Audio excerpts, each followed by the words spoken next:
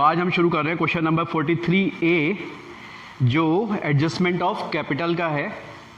कभी कभी जो साझेदार हैं, वो पार्टनर्स हैं, वो अपनी कैपिटल को लेकर के उनकी जो ओपनिंग कैपिटल होती है वो क्वेश्चन में नहीं दी हुई होती, और जो न्यू पार्टनर्स की जो कैपिटल होती है वो उसके अकॉर्डिंग वो अपनी कैपिटल को एडजस्ट करवाना चाहते हैं कि जो नया पार्टनर कैपिटल लेकर के आ रहा है उसके अकॉर्डिंग नए पार्टनर की कैपिटल एडजस्ट हो जाए। तो इसके लिए हमें ओल्ड पार्टनर्स की कैपिटल न्यू पार्टनर की कैपिटल के अकॉर्डिंग एडजस्ट करनी पड़ेगी। तो यहाँ जो इन्फॉर्मेशन दे रखी है उसके अकॉर्डिंग हम क्वेश्चन को करेंगे। 43A क्वेश्चन है ये, और इन्फॉर्मेशन में है ए और बी का ओल्ड रेशियो दे रखा है। ओल्ड रेशियो यहाँ दिया है ए बी का 3:2, ये हो गया। न्यू पार्टनर यहाँ पर है सी, और सी का जो हिस्सा है, शेयर है, वो 1/, कितना है, 1/5 का है। 1/5 का इसका हिस्सा है, और 1/5 शेयर के लिए वो 70,000 कैपिटल के रूप में लाता है। सी ब्रिंग्स 70,000 एज हिज कैपिटल। तो सबसे पहले हम यहां पर कैपिटल ऑफ न्यू फर्म की कैलकुलेशन करेंगे स्टेप 1 में। Step 1, calculation of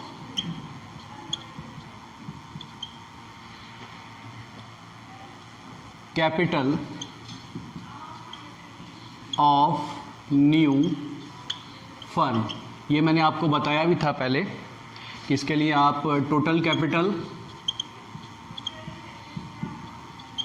is equal to new partner capital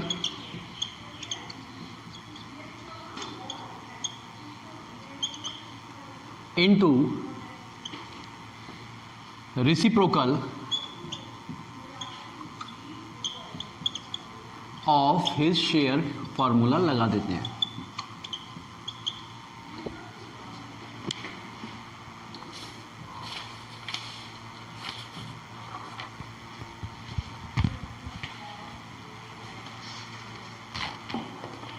new partner की कैपिटल दे रखी है यहां पर 70,000, reciprocal of his share 5/1।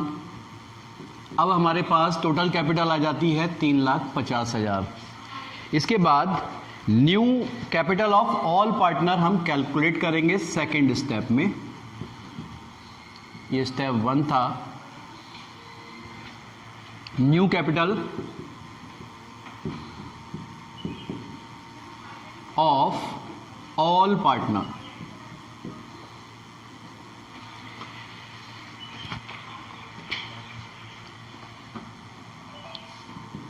Is capital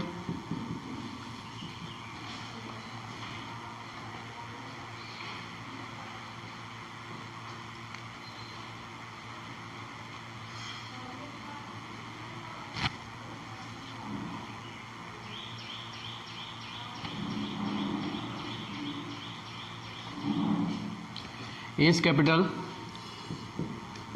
3,50,000 का जो नया शेयर आएगा ए का, वो 5/10 आएगा, जो कि हो जाएगा 1,75,000। बीज कैपिटल, बी का जो नया शेयर आएगा कैपिटल में अकॉर्डिंग टू सीज कैपिटल, वो आएगा 3/10। अभी ये 5/10 और 3/10 कहाँ से आया है ये अभी मैं आपको बताता हूँ। सीज कैपिटल 70,000 ये गिवन है, आ जाएगा। ये जो 5/10 और 3/10 आया है, जो आपने न्यू कैपिटल ऑफ पार्टनर्स में आपने एज कैपिटल और बीज कैपिटल में निकाला था, ये कैसे आया है? तो सब इसको आप यहाँ कैलकुलेशन कर लेंगे। Calculation of new share of old partner.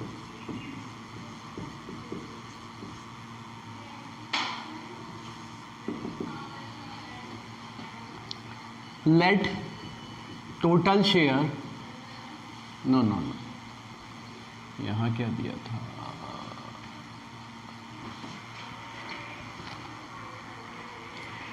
सी का जो शेयर है वो है 1/5 और सी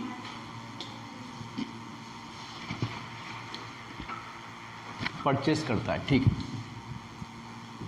सी purchase his share equally from A and B, A और बी से परचेज करता है। तो ए का जो न्यू शेयर आएगा, न्यू शेयर 1/5 का 1/2, यानी 1/5 का 1/2, ये हो जाता है 1/10। तो ए का जो न्यू शेयर आएगा वो 3/5 माइनस 1/10 हो जाएगा। तो यहाँ एलसीएम ले लेंगे, बराबर 5/10। और बी का जो न्यू शेयर आएगा वो 2/5, जो उनका ओल्ड शेयर था उसमें से ये 1/10, क्योंकि वो बराबर बराबर ले रहा है। ए एंड बी दोनों का हम यहाँ पे सेक्रीफाइस दिखा देंगे, सेम है, तो इसीलिए एक ही से काम चल जाएगा। माइनस 1/10, 4 - 1 बराबर 3/10। तो इस तरह से ये आपका 5/10 और 3/10 जो आपने लेस की, यहाँ पे एक ही नई कैपिटल निकाली है 3,50,000 में से 3 लाख, जो कि 1,75,000 1,05,000 आई है, वो 5/10 3/10 इस तरीके से आ जाएगा। इसके बाद फोर्थ स्टेप में हम एडजस्टेड कैपिटल को निकालेंगे, जो कि ए और बी की पहले से बुक में दे रखी है। ए कैपिटल ऑलरेडी गिवन है 1,60,000,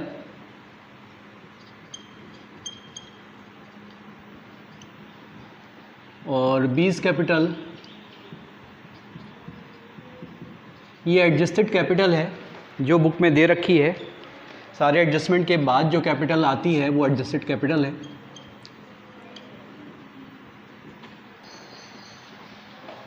इसके बाद स्टेप 5 में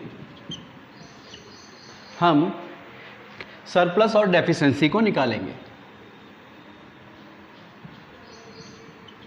calculation of surplus oblique deficiency, कि किस पार्टनर की कैपिटल बिजनेस में ज़्यादा लगी हुई है या किस पार्टनर की कैपिटल कम लगी हुई है, इसको हम यहाँ पर चेक करेंगे। तो सबसे पहले लिखेंगे एडजस्टेड कैपिटल,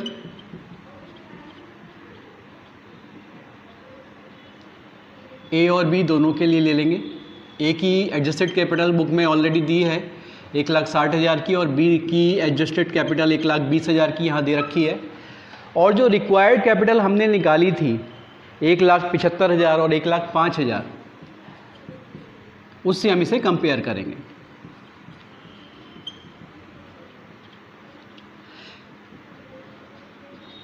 रिक्वायर्ड कैपिटल थी 1,75,000 1,75,000, और बी की जो रिक्वायर्ड कैपिटल थी वो थी 1,05,000। अब यदि जो हमारी एडजस्टेड कैपिटल है वो रिक्वायर्ड कैपिटल से ज़्यादा है, यानी जितनी पूंजी व्यापार में होनी चाहिए थी उससे जो पुरानी वाली पूंजी जो एडजस्टेड कैपिटल की पार्टनर्स की कैपिटल थी वो ज़्यादा आ रही है, तो इसका मतलब वो पार्टनर उतनी कैपिटल को बिजनेस से बाहर निकाल के ले जाएंगे। लेकिन अगर ये एडजस्टेड कैपिटल रिक्वायर्ड कैपिटल से कम है तो इसका मतलब कि ये पार्टनर उतनी कैपिटल बिजनेस में और लेकर के आएंगे। तो यहाँ देखिए एडजस्टेड कैपिटल 1,60,000 की है और रिक्वायर्ड कैपिटल 1,75 की है, तो 15,000 रुपये की यहाँ पर डेफिशिएंसी आ रही है, यानी कमी आ रही है। ठीक, इसके बाद जो एडजस्टेड कैपिटल बी की है वो है 1,20,000 और जो उसको लेके आनी थी वो आनी थी 1,05,000। तो जो कैपिटल यहाँ पर एडजस्टेड कैपिटल ज़्यादा है और रिक्वायर्ड कैपिटल कम है, इसका डिफरेंस निकाल लीजिए, ये भी 15,000 है। तो इसका मतलब ये सरप्लस है, ज़्यादा है, ये कैपिटल इसकी एक्सेस है, तो ये कैपिटल इतनी 15,000 रुपये ये बिजनेस से निकाल लेगा। इसके बाद फोर्थ स्टेप में हम एडजस्टेड कैपिटल को निकालेंगे, जो कि ए और बी की पहले से बुक में दे रखी है। ए कैपिटल ऑलरेडी गिवन है 1,60,000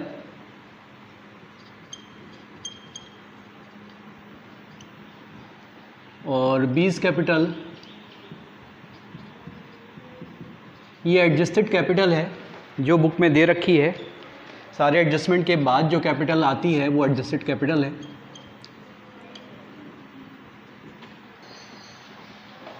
इसके बाद स्टेप 5 में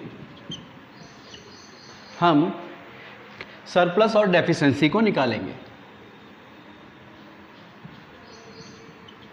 calculation of surplus oblique deficiency कि किस पार्टनर की कैपिटल बिजनेस में ज़्यादा लगी हुई है या किस पार्टनर की कैपिटल कम लगी हुई है, इसको हम यहाँ पर चेक करेंगे। तो सबसे पहले लिखेंगे एडजस्टेड कैपिटल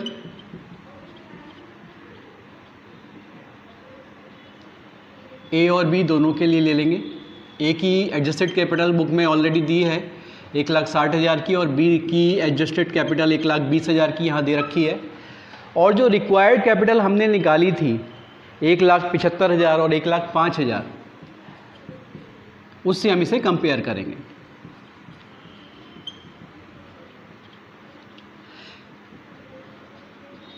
रिक्वायर्ड कैपिटल थी 1,75,000 1,75,000 और बी की जो रिक्वायर्ड कैपिटल थी वो थी 1,05,000।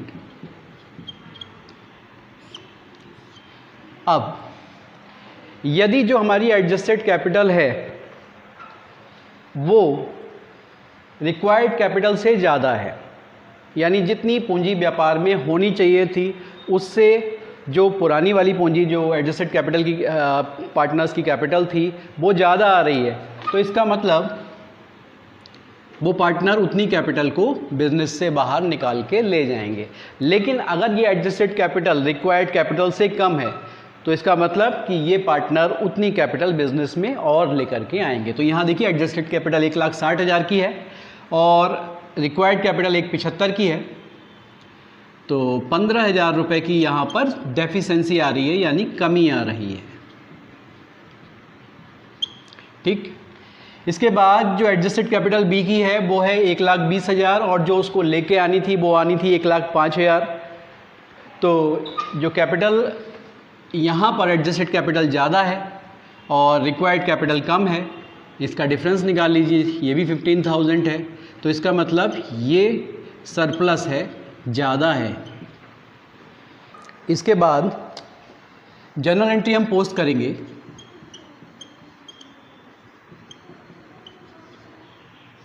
क्योंकि ए की जो कैपिटल थी वो डेफिशिएंसी आ रही थी, तो एक 15,000 रुपये लेकर के आएगा cash account debit to as capital account, being cash brought in by A for his share of capital। और B के केस में सरप्लस आ रहा था तो उतनी ही अमाउंट B बिजनेस से क्या करेगा, बाहर निकाल लेगा। तो इसके लिए आप एंट्री करेंगे B's capital account debit to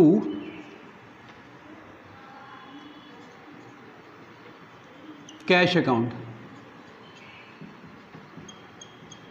being cash